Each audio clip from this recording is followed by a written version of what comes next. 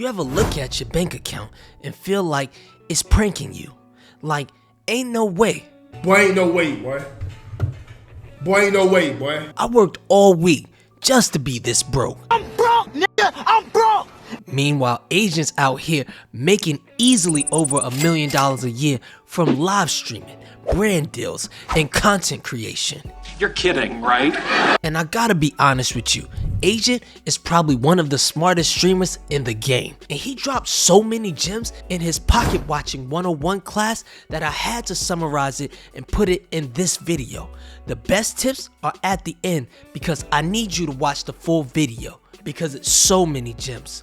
But Pocket Watching 101 was the only class in Streamer University so far that I saw the streamers actually sit down and take it serious. They weren't just having fun, they actually learned something. Like, the only nigga I genuinely learned from at Streamer University was Agent.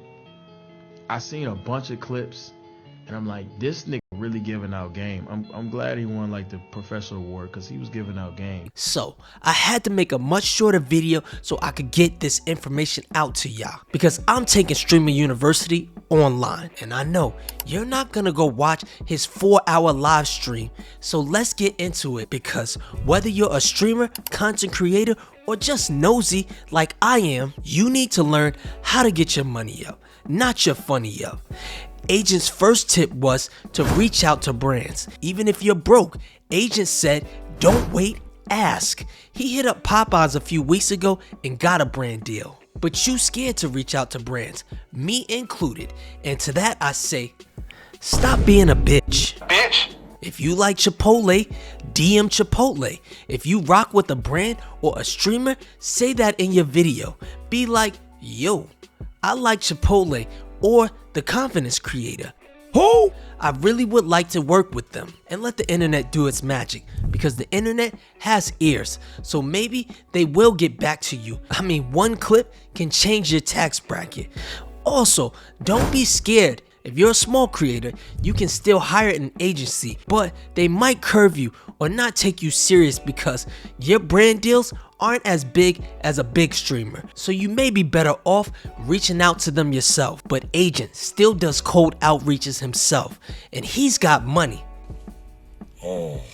And when you get good management, they will do the negotiation for you. And that's better because an agency can play hardball, but you still need the brand to like you. And negotiating may turn them off. So getting someone to argue on your behalf is more socially acceptable. Agent gave an example saying it's like representing yourself in court. You could do it, especially if you know the law, but it's not recommended. Also, when you hire an agency, they will help you find deals as well, as long as they align with your content. So if you're a gamer and a gamer brand deal comes up, they might offer it to you. Agent also expressed that every brand deal now wants a package deal. It's called social package rates. They want a stream, a tweet, and 2 Instagram stories. So if you have all of these going, the amount you can charge increases by a lot. Also, don't take brand deals if you don't like the product. You also need to know what brands have money and what brands don't. Here are some of the bad brand rates. Paraflies, I think I said that right. It's a gaming company that sells mouses, keyboards, and computers. They don't have the best rates and other companies like that. So if you're into gaming and they reach out to you, just know they typically don't have the best rates. Also, I know you want to help nonprofits, but they don't have good brand rates either. The okay rates are games depending on the game. Amazon games have higher rates, EA Sports games are lower rates. Mid-tier rates are also companies that haven't done brand deals before. Now the good rates are legacy brands. Companies that are in Walmart or Target, they usually have bigger budgets for content creation. Some budgets in the millions and they have to spend it, so they might as well spend it on you. Agent also talked about making a lot of money on events. He's able to negotiate really high rates because he has a portfolio of doing events. So you need to build a portfolio of events yourself so you can show other brands, look at the good work I did with that brand. So you build a report with different brands, and it's only a handful of people who give out brand deals in the first place. So once you make a good impression with one brand, they will all like you. Tip 2, Don't sleep on ads. Ads are the most underrated revenue stream, especially if you're averaging more than 1,000 plus viewers on Twitch. But if you're just starting out, relax with the ads, focus on growing your audience. But as you continue to grow, it's acceptable to add more ads in the middle so that you can pay for stuff that you want to do, like a streaming university. Agent still runs half ads because he still wants to be discovered more. He also feels that he's already making enough money to do all of the content that he wants to do. So he'd rather focus on growing his audience. And if you're a new creator and you can afford to run no ads, don't run any ads. And when he said 1 minute, he meant for the whole stream. And depending on your audience, you can increase it over time. Some audiences will be upset if you add a bunch of ads, and some audiences won't care.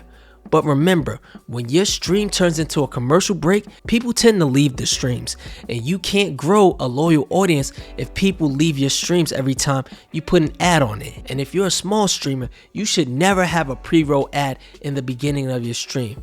But mid-roll ads, every once in a while, that's acceptable. Tip 3 was, know when ads don't pay.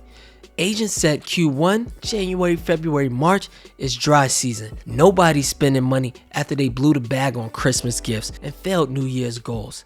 Agent did a whole weight loss stream in January where he lost 25 pounds, but the weight wasn't the only thing that he lost, because he also lost 140,000 because the ads weren't paying like they normally do. So you gotta know your calendar. Christmas equals cash.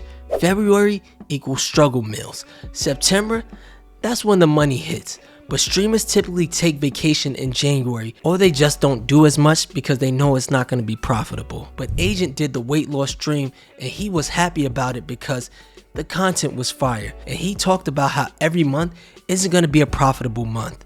Now, don't spend your money on stupid stuff. Don't let that be the reason for losing money. But when you become a big streamer, some months you'll buy a house for your mom. And that'll be a negative month profit wise, but that's gonna be a win in your life. So things like that are acceptable. Also, when you have a good month revenue wise, reinvest in the content. Like, do something cool that you wanted to do but were afraid to do. Now, when it's a slower month, don't do too much stuff, because you don't want to lose money if you can avoid that. Remember, it's a business. But in January, Agent spent $350,000 renting a crib, his team, and a bunch of other expenses, which is all a tax write-off. Agent made $125,000 from Twitch from his weight loss stream, which was 10 days long. He made $50,000 from YouTube. He didn't have any brand deals that month, which was a bad month. And on Agent's YouTube, all Agent does is clip up the streams he does on Twitch and put it on his YouTube channel. And he still lost $140,000. Agent's best ad day from the 10-day weight loss stream was $4,000 in a day, which I thought was good. But then he said if he had done this stream in December, his best day could have been $20,000 to $25,000 in ad revenue in a day. Typically how this works is in the months when customers are spending more, the ads are better. Around Black Friday, Thanksgiving, Christmas, summertime, most people don't spend money in January, February, and March. So businesses don't spend money on ads. But in April, Agent did really well. He spent $512,000 in April for all of the stuff listed on that screenshot.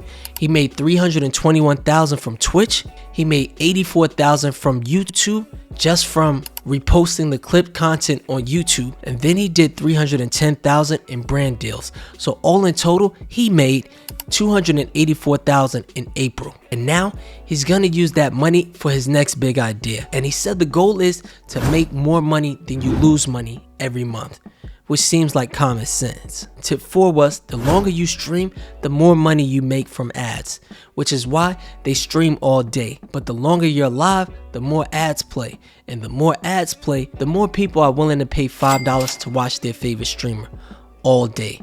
Ad free. Tip 5. Go global with it. If you live in a smaller country, like one of the creators lived in Nigeria, or any low CPM country, Agent said, dominate locally, then go globally. Just like artists who blow up in Africa, then go platinum in the United States, you have to reach a wider audience, because America has the best ad money, because Americans spend the most money. So try to get an American audience. How to get a higher Twitch percentage. Most small creators are on a 50-50 deal, but when you get bigger, if you reach out to Twitch, they may give you a 70-30 split. But Twitch doesn't do higher than 70-30 splits anymore. Tip 7 was the pocket watching cheat sheet. On this sheet, he explained the different channel niches and how they pay for the lower end of brand deals and the higher end of brand deals. The cheat sheet included the lower end of ad revenue per YouTube niche or higher end of ad revenue per niche. There's a range because tech and finance channels make the most money, which is why I have a finance channel. I also love to talk about finances, but they pay 5 times as good as a prank channel or IRL. So if my finance videos average 5,000 views, I'd make as much as a creator who averaged 25,000 views, but did pranks. So the RPM is higher for finance and tech channels versus if you want to be a prank channel. So when watching people's pockets, you have to take account for that variable as well. Also, the length of a YouTube video is important. So if you're creating a 8-minute video or longer, you get to run ads in the middle of the YouTube video, which is why creators try to at least make 8-minute videos. Then Agent started to get ready to talk about pocket watching other creators. He gave some of the tools that he uses, because if you didn't know, you can check people's revenue using these websites, which provide a rough estimate. We have Twitch Tracker for Twitch, Social Blade for YouTube, and my personal favorite that Agent didn't mention was Superboard. I use Superboard for super chats on YouTube, and I found a bunch more that I'll leave in the description and pinned comments. And now that you have the tools, it's time for tip 8, the pocket watching example, and we're gonna use no one other than DDG. Agent broke down DDG's bag for April. In April, DDG made 28 million views, which was around 140,000 because he has a lower CPM because he's an IRL content creator, which I'm not gonna lie, I had to Google. IRL stands for in real life. So he basically records his life and people watch it. Then you had Twitch. DDG's Twitch subs got up to 70,000, and you multiply that by $5 for each sub, which is around 350,000. But DDG is probably on a 70-30 split, so that comes up to about around 245,000. But knowing DDG, his ads on Twitch were probably also running on max ads, and he streamed for 125 hours, so we guesstimate that to be around 500,000. And we weren't sure if he had brand deals, so just us guessing, we said he probably had around 2 brand deals for 75,000 each, which will total 150,000. So if we had to guess, in total, he made over $1 million in 1 month. And we think that's a minimum, how much he makes on his Snapchats or other investments. Agent also talked about the frauds that are getting into content. These are people who want to get into content for the money, when you should be creating content because you enjoy creating content and you want to see your ideas become a reality. So don't lose sight of the creative aspect because you're too busy chasing money, but also don't lose sight of the money because you're too busy trying to be creative. Those two go hand in hand. It's a business, so bet on yourself, but don't bet too big or you'll be bankrupt. I'm broke, man. I'm broke. Tip 8, get an accountant. If you're making over 30,000 a year, or you got 3 streams of income, YouTube, Twitch, IG, get an accountant, because Uncle Sam does not play. Trust me, you're gonna cry when they take your whole refund check. You know, the one you were dreaming about. So get a CPA, because CPA stands for can prevent audit. And if you try to do it on your own and you do it wrong, it's gonna cost you more in fines and interest later. So if you're organized in the beginning, it will be a lot easier as you grow. Tip 9, short form is the plug. It's hard to grow off long form content, but if you're doing well on TikTok, you'll probably do well everywhere else. TikTok, Reels, Shorts, that's your billboard, because it's more likely for most people to discover you from a 15-second clip than it is for them to discover you from a 2-hour live stream. So try your best to blow up on short form content and then funnel them to your long form content or Twitch. But anyways, if you like pocket watching, you'll love the video I did on Kai Cenat where I broke down how much money he makes. It's called How Much Money I Made from Twitch. I'm out.